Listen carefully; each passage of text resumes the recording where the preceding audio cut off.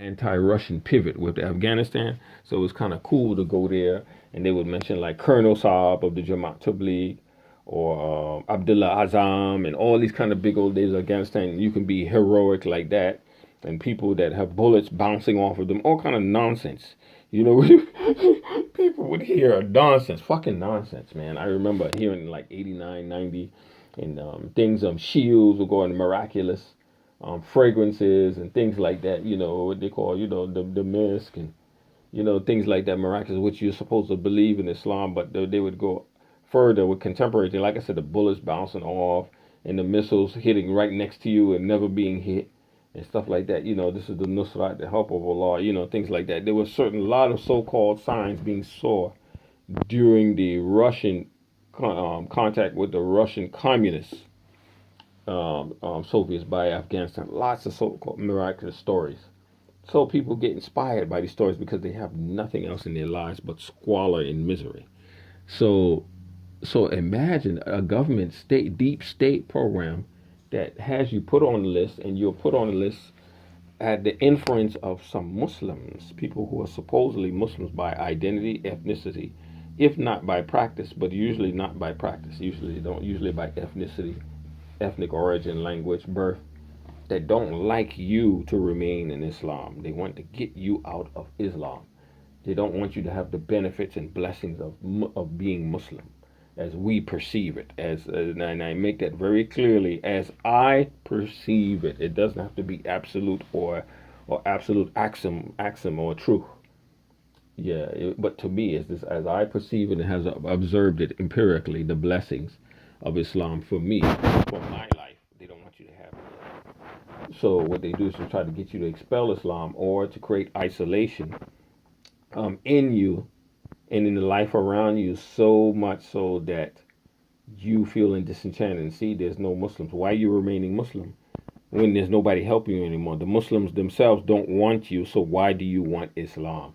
The Muslims themselves, from everybody from a brother in Seattle or in Everett, of Salafist brother and others, people don't want you. People are not going to take care of you. Nobody's going to take care of you and love you anymore like a real brother or a family member or a child or a husband. Nobody's going to love you. Why do you want to remain Muslim for? Huh? Why do you stay Muslim for? Like I told you, or if I didn't mention in the previous video, there were some officials, at least 3 of them. They went to my mother's house when I was in Singapore. They asked my mother where was I, right? And there's some harassment going on with my mother now, a 75-year-old Baptist Christian woman who has no intention of changing her religion, right? And they told my mother it would be better off if I left Islam, if I gave up being Muslim. It would be better off if I gave up being Muslim, if I desist from being Muslim. Why do So they asked my mother where I was. They knew where I was. They know when you leave the country and the trip manifests and all that kind of stuff. Even having had problems back then with the State Department, they knew I left and where I landed and what and the flight I was going on. Why they do that to my mother, man? And they've been messing with her since, man. Off and on. So I have no capability. Today, July 7th, I wanted to do some type of small business by now, some entrepreneurship. And the guy, like I told you, Imam Mansour the Ahmadiyya, he sent me one text message. If there was real caring, right? Someone would say, if you didn't reply, they would try to call you or send you a message. Are you okay? I sent you a message earlier today or yesterday, and I didn't hear from you. Are you okay? Yeah. Is there anything I can do or something if they care? Or they would start calling you. See, what I'm trying to see, I'm seeing this strange psychological inducing or psychological augmenting, psychologically modifying or probing behavior to try to adjust or reorient me. I can see it. And I can perceive it. And it's sort of a dissolution of all the relationships that I have around me.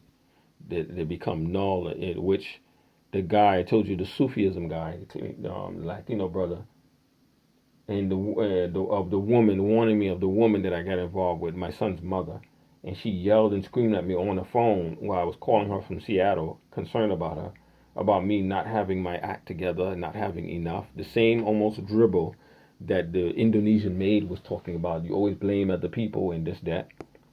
And then I told her I'm in America so I can go to school and work and get a skill and also be able to send money to her to get myself together in my own country, which I didn't know there were operations being conducted against me by the military back then in 2004. I didn't know it.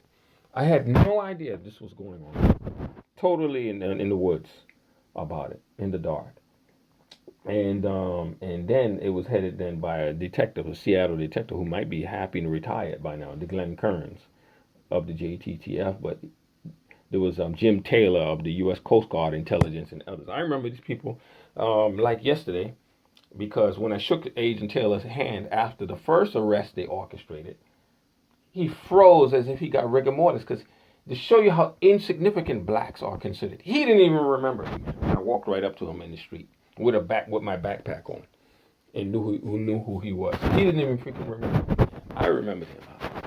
The viciousness of these people, man. But I didn't consider him vicious. But I didn't know that it was just that much of a vibration to teach this nigger, teach a nigger a lesson. This is a continuous thing. So they see in societies that they don't want niggers being in certain places. We don't want to live around you if you don't want to surround us. But the problem is we need economic solvency. This is why I've been trying to get in touch with Julian Assange. Edward Snowden, they say it's not good for me to talk with Ed.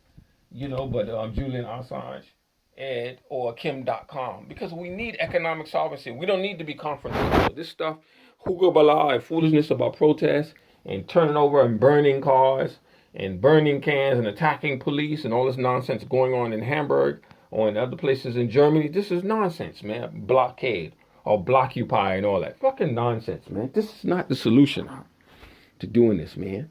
When people like myself are being digitally, militarily declared writs of war against us, attacked, and we can't get one attorney because we're too dark-skinned, we're too ugly, we're too Negro, we're black, we're male, we're the wrong gender, wrong religion.